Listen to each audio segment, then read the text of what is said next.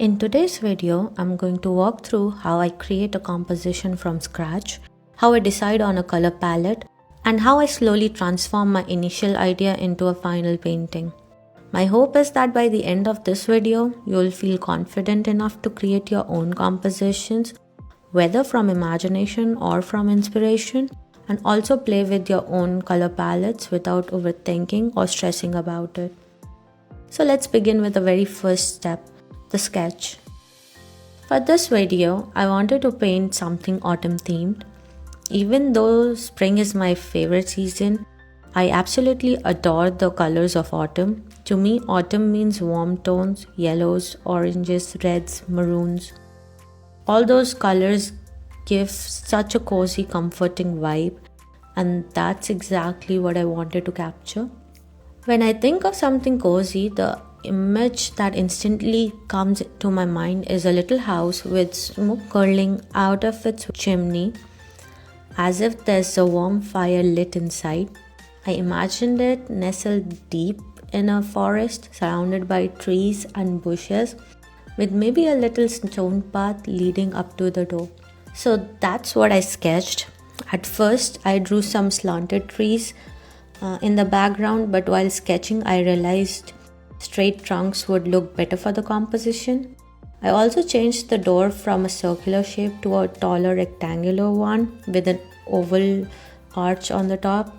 The rooftop became a little longer, and I added a tree top with a proper bushy crown instead of just background tree trunk shapes.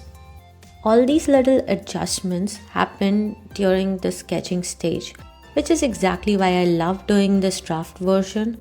It's practice, it's problem solving, and it lets me correct things before moving on. Next comes one of my favorite parts, creating the color palette. Now, color theory tells us that colors can look very different depending on what they are placed next to. So testing colors beforehand is super important. For this scene, I wanted the foreground bushes to be warm, a mix of yellows, oranges, and reds. For the background, I wanted muted olive greens. And for the stones on the path, a soft grey with a bluish tint.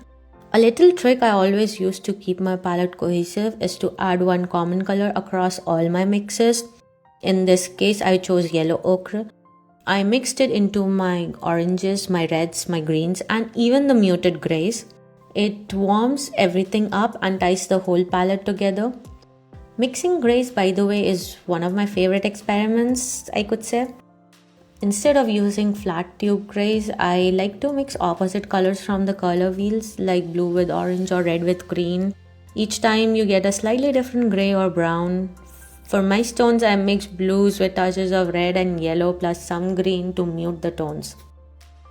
That gave me a lovely, soft, balanced grey that blended perfectly into the rest of the palette.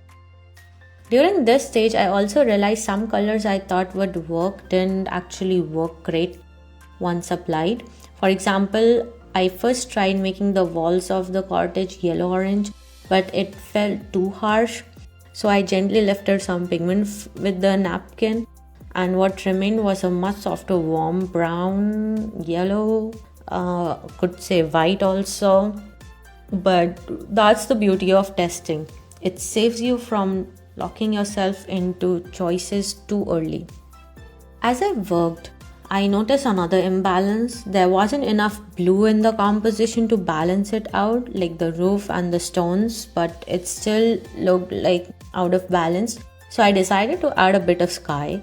That meant the treetops needed to be more defined, which in turn made me change the trunks to straighter parallel ones and to thinner ones. You'll see them later on because of course I cannot correct it on this draft that I've done. And with the new proportions, I realized my original frame was too square for it, so I stretched the composition into a longer rectangle, which immediately felt more natural. Once the draft felt right, it was time for the real painting. Normally, I like to start with an underpainting, usually a wash of yellow ochre to unify everything, but in this case I felt confident with my palette since I had already tested it in a draft and in another painting beforehand. So I skipped the underpainting and dove straight in. Even without the underpainting, I still followed my golden rule: keep the first layers light. With watercolors, it is essential. You can always add depth later, but lifting back heavy pigment is very tricky.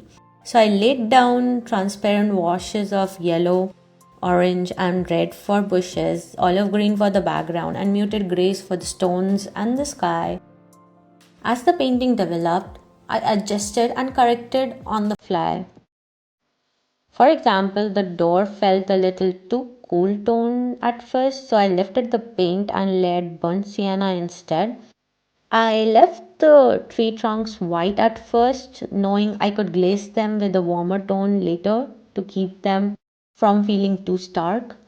And that's something I really enjoy about watercolors.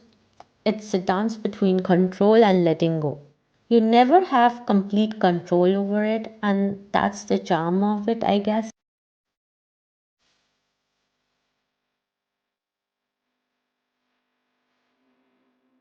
Little details start pulling everything together.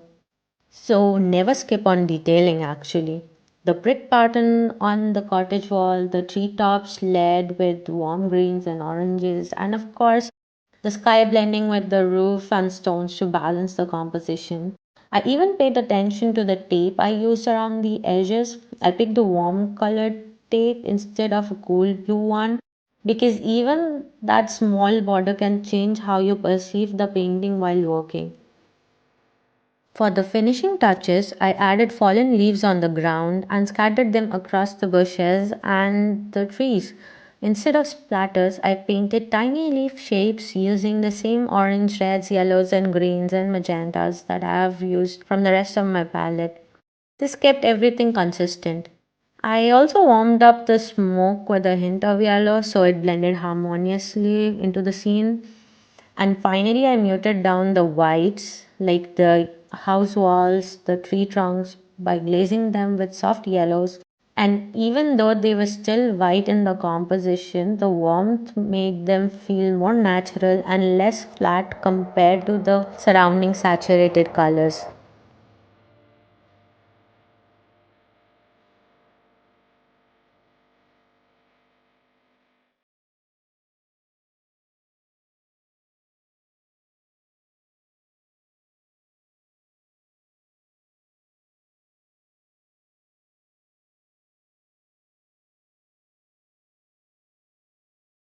At this point, the painting felt complete.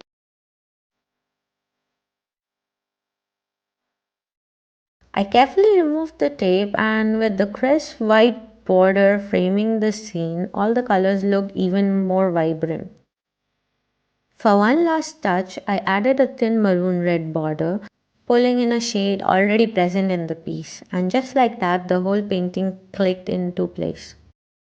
Looking back, what I love most about this process is how much I learned by painting the same subject multiple times.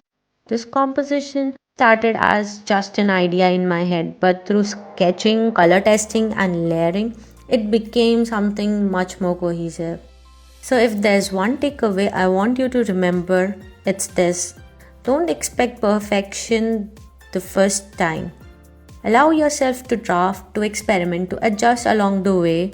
Sometimes overworking can ruin a watercolor painting, so it's also important to know when to stop and simply move on to the next attempt. That's how you build confidence and that's how you slowly grow as an artist. Thank you so much for painting along with me today. I hope this video inspires you to try building your own compositions and color palettes. If you enjoyed it, please like, share, and subscribe, and leave your comments down below. It really helps me keep creating. And of course, thank you for all the love and support you've been giving me. It means the world.